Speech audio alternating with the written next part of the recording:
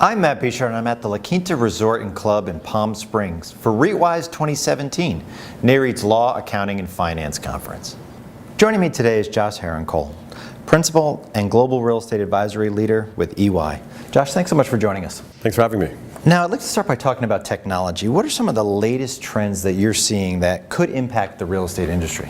Yeah, so it's interesting. I mean, we used to think about technology in the context of ERP systems and asset management systems. Today, I think there's technologies that are much more innovative in their nature.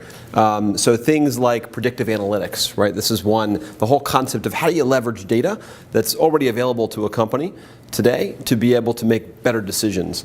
The whole concept around smart buildings. So how do you take the data that's available within a building and use it to reduce costs and to better connect with the occupants of the building. And then perhaps the most impactful is robotic process automation. I think this potentially over the coming years has the opportunity to become the most impactful in terms of really reducing some of the perhaps non-value or lesser value activity within a company. So can you talk a little bit more about robotics process automation, exactly what it is, how does it work, and what is the benefit for real estate companies of this technology? So robotic process automation effectively is just software. It's not actually a robot per se that's running around the office. Effectively it's software. It effectively allows automation of very repeatable processes, and this could be business processes, lease administration or AP. It could also be technology processes. The whole concept of moving data from one system to another now can be done with robotic process automation software, RPA software. It runs 24/7, right? It's very fast. And the benefit is that it effectively allows a company to leverage their employees with more strategic functions. So some of these repeatable processes that are less value added to a company can be automated. They can allow their employees to focus on more value added functions. And what are the risks for digital disruption, and how can companies prepare for that? So digital disruption, I would say there's effectively two dynamics that are impacting digital disruption. One is companies, right? Non-traditional companies that are not really real estate companies that are coming into the real estate industry. Airbnb is, right, the often used example. The other would be technologies that are not real estate technologies per se. They're really industry agnostic technologies.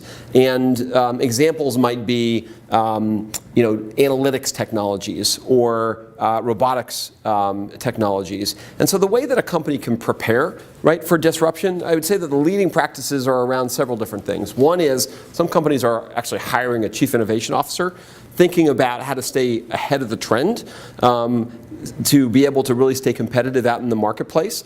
I would say that companies are probably placing bigger investments into technology, whereas technology once was not really invested in heavily. Today that is starting to turn.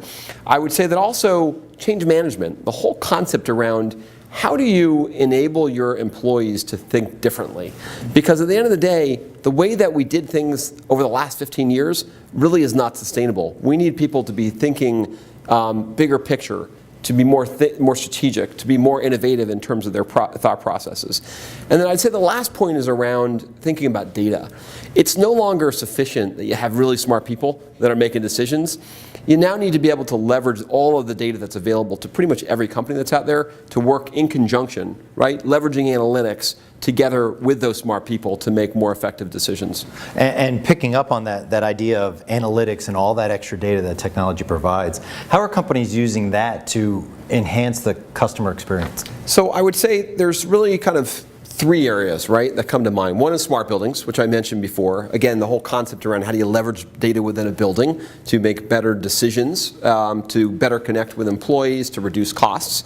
I would say that the other is around better connecting with customers, right? So this could be delivering products and services that are specifically tailored to a customer, or it could be better, enabling customers. So, on a panel that I was on earlier, we had one of the REIT panelists who was talking about a parking app that they had developed. And so before even driving into a parking garage that may be attached to a retail center, the customer actually knows whether A, there's parking available, and then B, where it is. And then I would say that broadly, the other concept that's really starting to come to bear is workplace as a service. And this is the whole concept that as a real estate owner, no longer is delivering just a space, real estate sufficient. I think increasingly lessees are looking for real estate plus tools and products that are better enable the lessee to connect with the customer or the building occupant, or whether it's an employee or whatnot. Josh, thank you so much for joining us. My pleasure. For more from REITwise 2017, be sure to visit NAREITsREIT.com.